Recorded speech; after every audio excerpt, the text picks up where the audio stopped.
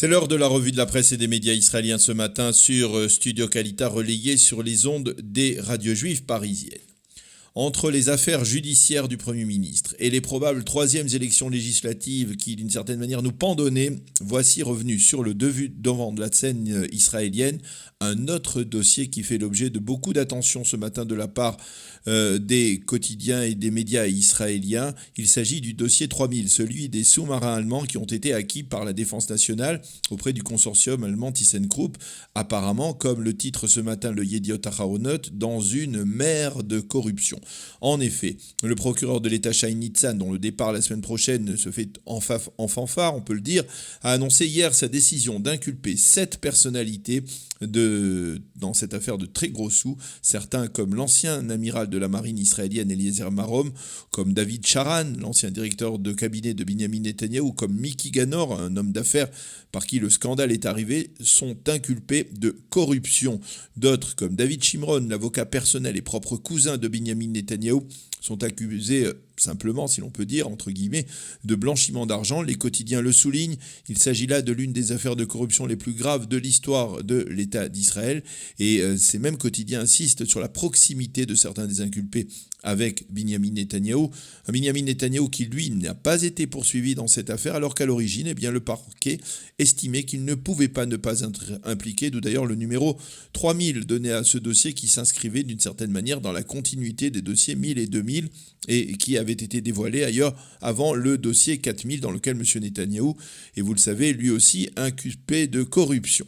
Bien évidemment, les chefs d'accusation lancés contre de telles personnalités sont conditionnés par une audition auprès du conseil juridique du gouvernement, comme le veut la loi, mais les faits sont suffisamment graves pour occuper donc l'ensemble des manchettes des quotidiens israéliens de ce vendredi matin. Gravité des faits, avec tout de même un bémol pour David Shimron, l'avocat de Binyamin Netanyahou.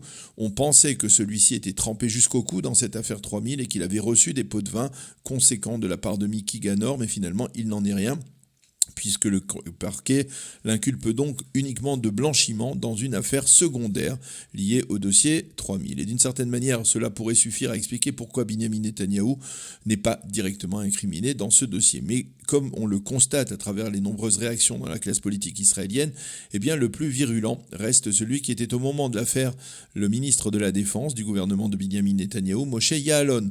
Celui qui est aujourd'hui l'un des membres du cockpit de Bleu-Blanc affirme que Binyamin Netanyahou ne pouvait pas ne pas savoir ce qui se passait sous son nez, et il souligne qu'il faut absolument enquêter sur sa décision de vendre à l'Égypte sans obtenir auparavant le feu vert du ministre de la Défense, lui en l'occurrence, ni même du chef d'état-major de Tsahal, des sous-marins construits par ThyssenKrupp donc et vendus à l'Égypte.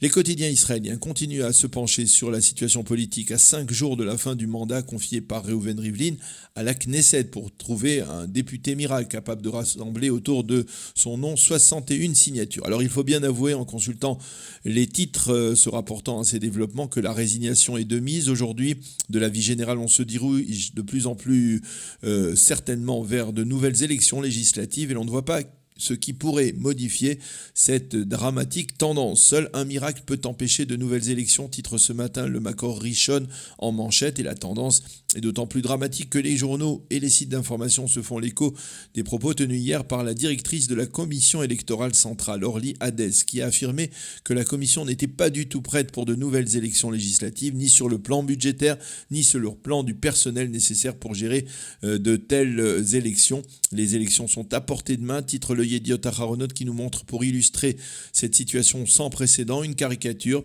de Benny Gantz et de Binyamin Netanyahou en train de dégringoler dans un précipice virtuel. Dans sa page de commentaires et d'analyse dans le Yediot Aharonot, Amit Segal explique comment Binyamin Netanyahou a réussi à neutraliser l'éventualité d'une rébellion interne au Likoud, mais le Maariv, lui, en première page, insiste plutôt sur le durcissement de la confrontation entre Binyamin Netanyahou et son rival le plus sérieux, Gideon Sa'ar. Netanyahou incite contre moi, a déclaré Sa'ar. S'il continue à présider le Likoud, le pays restera bloqué. Au passage, le Maariv estime que les prochaines élections auront lieu le 17 mars prochain. Et le Maariv cite également en première page un extrait du commentaire de Kalman Lipskin, dans lequel celui-ci affirme que l'objectif est plus important que le leader et qu'en dépit de tous les acquis incontestables de Binyamin Netanyahou, celui-ci doit céder la place pour éviter à la droite de perdre les prochaines élections. Ce n'est pas du tout l'avis de Daniela Weiss. Dans le Makor Rishon, elle affirme qu'actuellement la droite religieuse doit apporter un soutien indéfectible à Binyamin Netanyahou. Le Makor Rishon illustre lui aussi la situation complexe à l'aide d'une caricature où l'on voit Avigdor Lieberman en chauffeur de tricycle en train de proposer un nouveau tour au prototype de l'Israélien moyen, puisqu'il est coiffé d'ailleurs d'un traditionnel bob, un Israélien qui montre clairement des maux de ventre face à ces élections répétitives dans la classe politique israélienne au cours des derniers mois. Dans le Israël Hayom, Ariel Kahana, le correspondant politique du journal, parle de Lieberman comme de, je cite, l'agent du chaos national, fin de citation. D'autres titres dans la presse israélienne de ce vendredi matin, et nous avons choisi 2 titres que nous avons repris de la une du Makor Rishon. Le premier se rapporte à une déclaration très ferme et importante du ministre de la Défense Naftali Bennett à l'adresse de l'Union européenne. Attention, nous allons détruire vos constructions illégales dans la zone C en Judée et Samarie, a déclaré Naftali Bennett. Il s'agit de constructions palestiniennes financées par l'Union européenne dans les zones qui sont censées être sous contrôle exclusif de l'armée israélienne dans ces 2 régions. Bennett a lancé cet avertissement hier au cours d'une rencontre avec les ambassadeurs des pays de l'Union européenne en Israël, dont le nouvel ambassadeur de France en Israël, Eric Danon. Bennett a également fourni aux ambassadeurs un exposé très détaillé sur la situation sécuritaire et sur les menaces diverses que les Iraniens faisaient peser sur l'État hébreu, que ce soit le long de la frontière nord avec la Syrie ou alors même, bien entendu, les menaces de nucléaire iranien.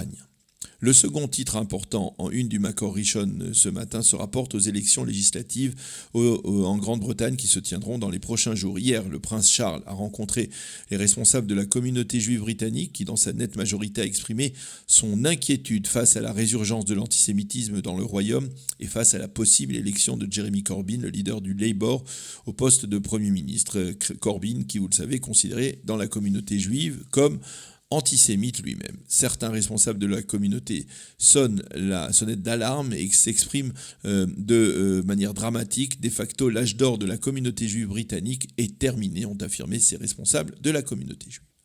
Et puis les médias israéliens et les sites d'information mentionnent également ces dernières heures les manifestations qui ont paralysé hier la France pour protester contre la réforme des retraites du président Emmanuel Macron. Les journaux parlent de plus de 500 000 manifestants dans les rues de Paris et de province et de la paralysie totale du réseau ferroviaire. Voilà donc pour cette revue de la presse israélienne de ce vendredi matin.